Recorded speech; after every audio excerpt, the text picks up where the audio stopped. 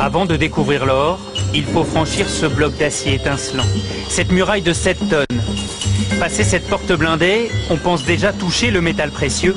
Non, c'est simplement l'antichambre. Il faut être patient et descendre encore à 26 mètres sous terre. Et devant nous, une seconde porte colossale. Seuls 5 agents de la Banque de France ont un accès permanent au coffre et donc les clés pour nous y emmener. Pour des raisons de sécurité, les gardiens du trésor ne doivent pas être reconnus. Ils travaillent à la souterraine. C'est cette chambre inaccessible où dort l'or de la France depuis 1920.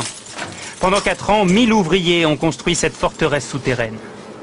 Dans la souterraine de la Banque de France, l'or se présente sous 2 aspects. Vous avez la barre, elle pèse 12,5 kg. Cela représente à peu près 250 000 €. Et vous avez quelque chose de beaucoup plus léger, le lingot.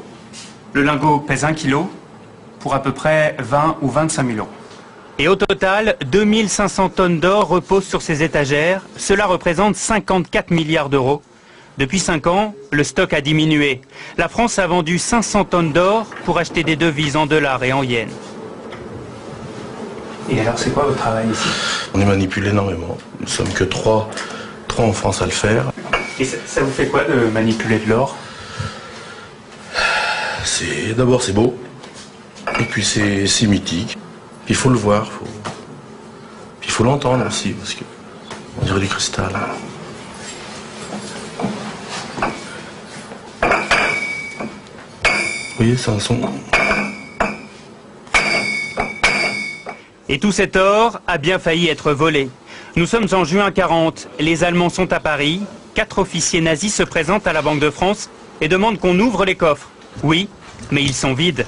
L'or est déjà sur les routes. Il y a 2800 tonnes d'or à évacuer, ce qui est considérable.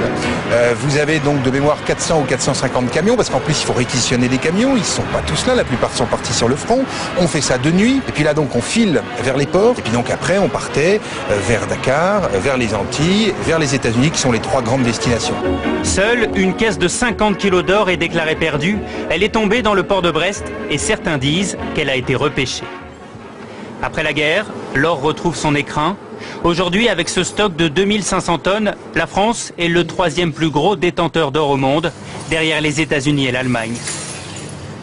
Cet or, c'est la forme ultime de paiement dans le monde. Donc ça fait partie de ce qui donne le crédit à la France, à l'économie française. C'est de la monnaie sous une autre forme que nous gardons précieusement contre tous les vols, toutes les tentations qui pourraient exister.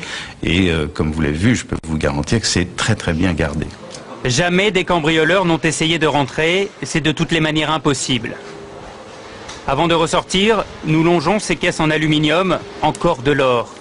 Et puis, au détour d'une salle, des sacs de pièces sonnantes et trébuchantes. Des dollars qui rappellent la ruée vers l'or.